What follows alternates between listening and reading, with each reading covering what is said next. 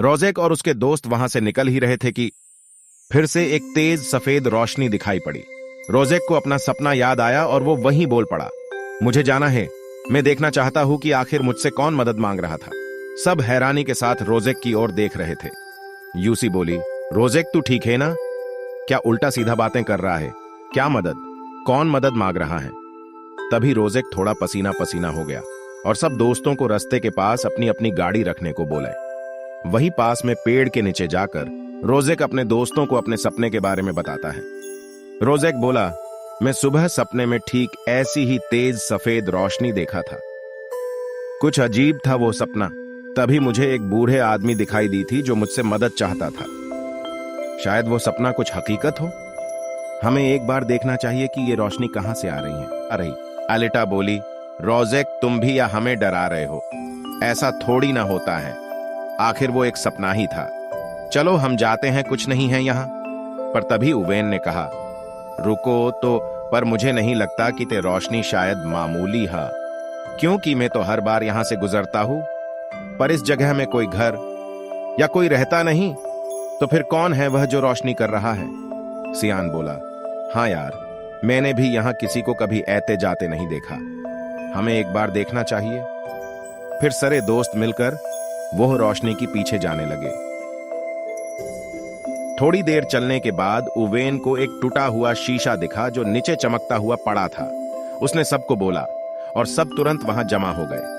उवेन ने शीशा उठाया और देखा तो शीशे के टूटने से उसके अंदर रखा हुआ एक पत्ता निकला हुआ था। यह एक पुराने किताब की पत्ते के जैसा दिख रहा था। रोजेक ने ध्यान से देखा और पत्ता उवेन से लेकर उसमें लिखा हुआ शब्द पढ़ा, मैं जानता हूं कि तुम्हें पता नहीं ये सब क्या हो रहा है। अगर मेरा संदेशा तुम पढ़ रहे हो और ये शीशा तुम्हें मिला है, तो तुम ही हो जो मेरी मदद कर सकते हो। तुम्हें जहां शीशा मिला है उसके आगे से एक एक सुनहरा पन्ना दिखाई देगा। उसका पीछा करो, तुम मुझ तक पहुंच जाओगे। घबराना मत, मैं तुम्हें जानता हूं। एक तुम ही हो जो हमारी दुनिया को जहन्नम बनने से रोक सकते हो। मूडी तुम्हारा इंतजार करेगा। पत्ता पढ़ने के बाद रोजेक और उसके दोस्त आगे बढ़े।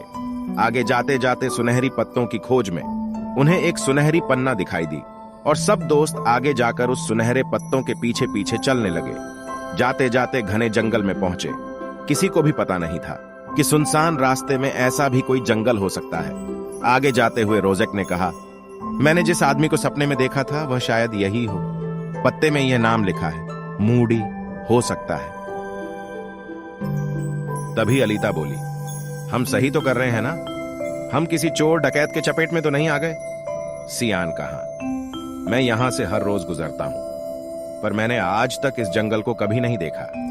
शायद हम जो समझ नहीं पा रहे हैं। चलो हम अभी तो जाते हैं, फिर देखेंगे क्या होता है। जिसने इस विषय में यह चिट्ठी लिखकर छोड़ी थी उसको जरूर मदद चाहिए कि हमारे लिए छोड़ा हो। और देखो ना, उसमें साफ साफ लिखा भी है कि वह हमें जानता है। अलीता और सारे दोस्त धीरे धीरे चल रहे थे। जंगल के बीच से जाते जाते उन्हें कुछ करीब करीब आधा घंटा हो चुका था। उन्हें हर रास्ते में हर मोड़ में एक सुनहरी पत्ती दिखती और सब उन सुनहरी पत्ती को उठाते हुए आगे बढ़ रहे थे।